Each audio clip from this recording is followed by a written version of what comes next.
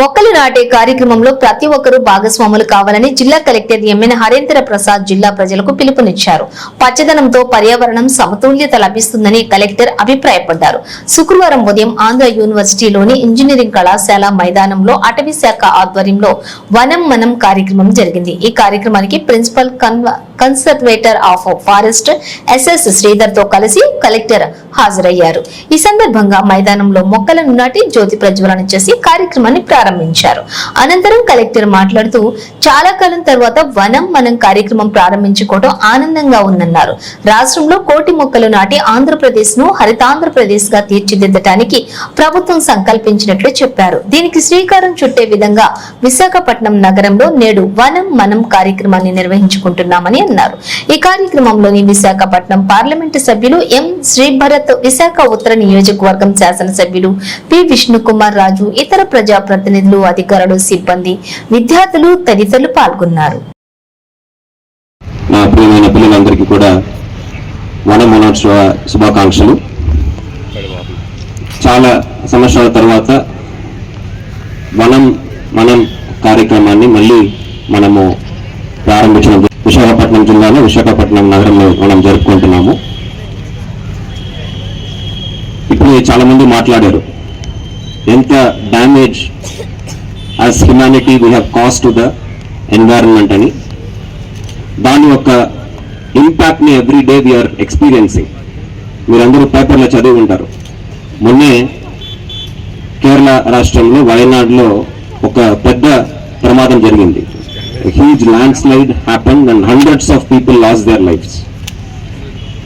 Do you know what is the cause for that accident, or rather the natural calamity? It is because of indiscriminate felling of trees, because of the development in the ecologically sensitive area. Western Ghats ని మనం ఎకాలజికలీ sensitive area అని ఎప్పటి నుంచి మాట్లాడుతున్నాము. But దాన్ని రక్షించుకోవడానికి మనం ఎటువంటి చర్యలు తీసుకోలేదు. దానివల్ల ఈరోజు ప్రాణాలు మనం కోల్పోతున్నాము.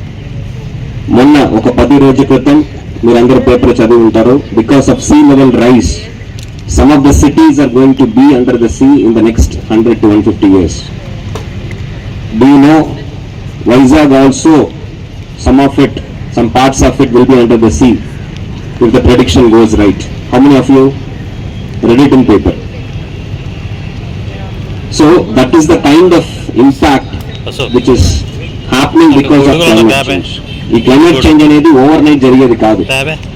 Since it is happening not in front of our eyes, మనకి దాని గురించి రియలైజేషన్ రావట్లేదు. మనం చేసే డ్యామేజ్ గురించి రియలైజేషన్ రావట్లేదు.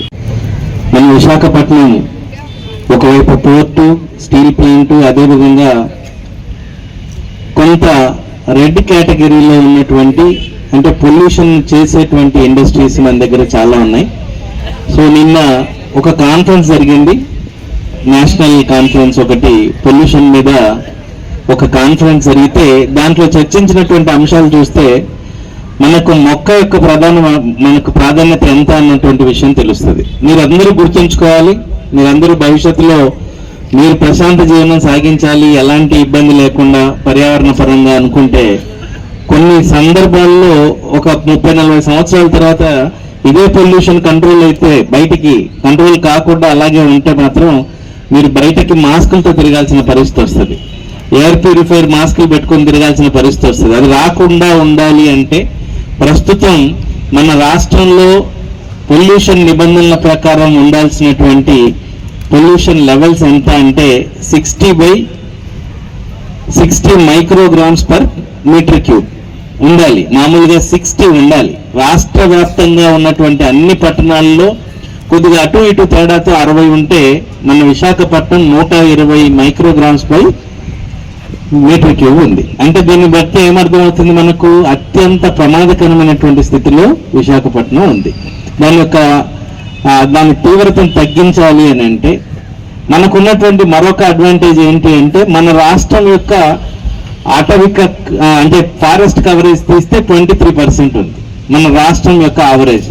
కానీ విశాఖపట్నం యొక్క ఆవరేజ్ 28% ఉంది. అంటే 5% మనం ఎక్కువగానే ఉన్నాం.